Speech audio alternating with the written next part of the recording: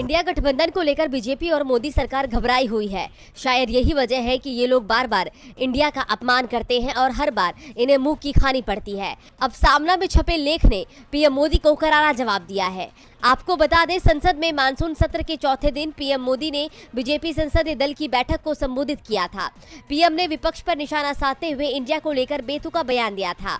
उनके इस बयान पर विपक्ष के साथ साथ आम लोगों ने भी नाराजगी जताई है। पीएम मोदी ने कहा था कि इंडिया नाम लगा लेने से कुछ नहीं होता।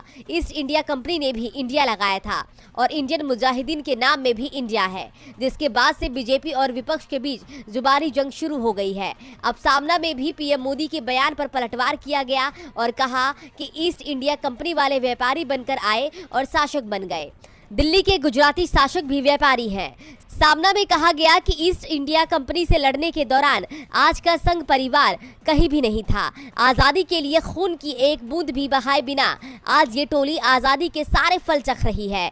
विभाजन के समय जब बंगाल के नोआखाली में सांप्रदायिक टकराव हुआ था, तब महात्मा गांधी लीडर होकर सबके सामने डट गए थे। सामना में मणिपुर मामला भी उठाया गया और कहा गया कि आज मणिपुर अशांत है, लेकिन प्रधानमंत्री मोदी ना तो वहां जा रहे हैं और ना ही बात करने को तैयार है। सामना में कहा गया कि पीएम मोदी ने इंडिया गठबंधन को ईस्ट इंडिया कंपनी की उपमा दी।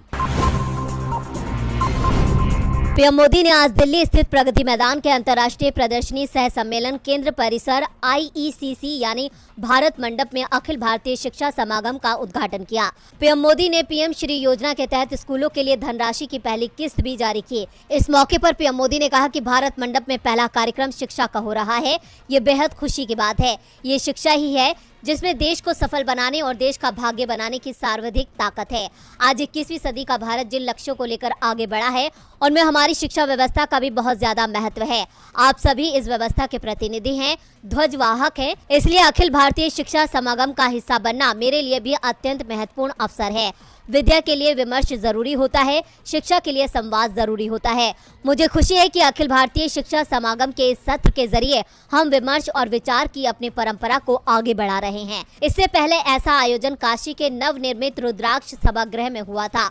पीएम मोदी ने अपने भाषण में कहा था कि अब शिक्षा क्षेत्रीय भाषाओं में दी जानी चाहिए, इसलिए पुस्तकें 22 भारतीय भाषाओं में भी होंगी। इसका एक और लाभ देश को होगा।